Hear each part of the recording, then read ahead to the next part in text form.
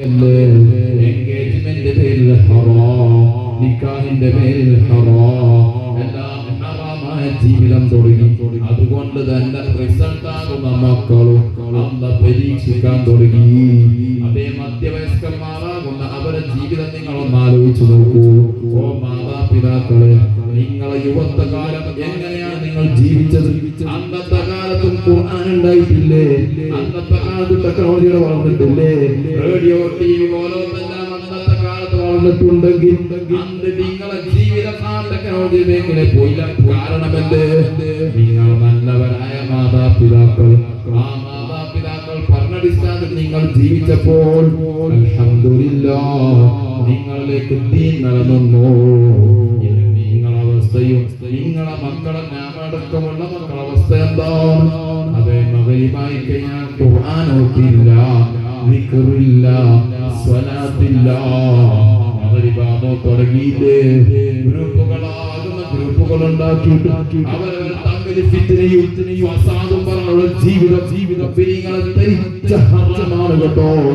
അല്ലാഹുവിന്റെ അടുത്ത് കഠിനമായ ശിക്ഷയ്ക്ക് വിധേയമാകേണ്ടി വരും. അന്യ പുരുഷനോടും അന്യ സ്ത്രീകളോടും ഇപ്പോഴത്തെ ഭാഷ പറയുന്നുണ്ടെങ്കിൽ കസീൻസ് ബന്ധം വേറെ, അങ്ങനെ ഏതെല്ലാം ബന്ധങ്ങളുണ്ടോ ആ ബന്ധങ്ങളെല്ലാം നിലനിർത്തിക്കൊണ്ടുള്ള ചാറ്റിംഗ് ആണെങ്കിൽ ഹറാമ് തന്നെ.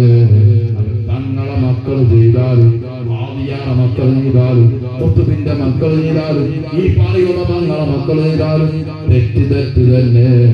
അതിനെ വെള്ളപൂശാൻ ലോകത്തൊരു ശേഖരം ഒന്നും അധികാരം തന്നിട്ടില്ല.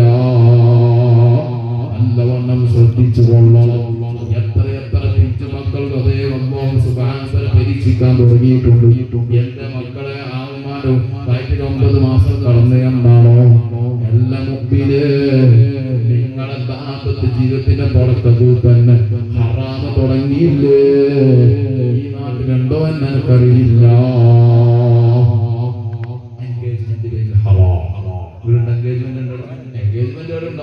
പക്ഷെ എൻഗേജ്മെന്റിലുള്ള ഹറാം, പൊന്ന് കൊടുക്കലും അതുപോലെ തന്നെ അതിന്റെ പേര് കൂടെ നിന്ന് ഫോട്ടോ എടുക്കലും എല്ലാം ഹറാമാണ്. ചെറുപ്പക്കാരാണ്, അല്ലാഹ് ഹലാലാക്കി തന്നിട്ടില്ല.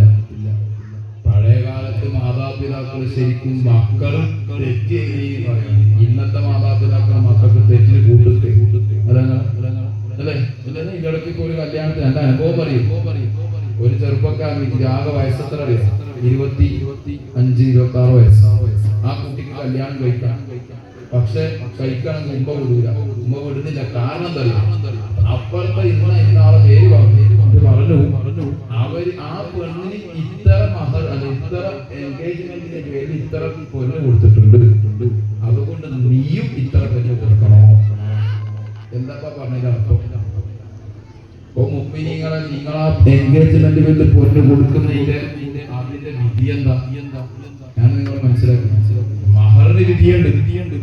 തലാഖോ ഫസ്ഖോ ചെയ്യാൻ പല മതഅടിസ്ഥാനത്തിൽ എന്തുണ്ട്? കൊടുത്ത മഹർ തിരിച്ച് 2.5% വാങ്ങിക്കാൻ അധികാരമുണ്ട്, ചോദിക്കാൻ അധികാരമുണ്ട്.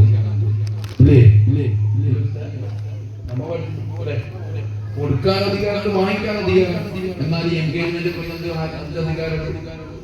പറയലെന്താ അറിയാം? എന്റെ ഭാര്യനെ പോയിട്ടാണ് മഹർ എൻഗേജ്മെന്റ് ചെയ്യുന്നത്.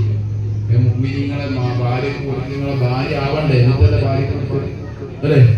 കല്യാണം കഴിക്കുന്നതിന് നിങ്ങൾക്ക് ഭാര്യയാവും, നിക്കാഹിന് നിങ്ങൾക്ക് ഭാര്യയാവും. പറയലല്ല അങ്ങനെ ഞാൻ എന്റെ ഭാര്യക്ക് ഒരു പൊന്നു കൊടുക്കുന്നത്.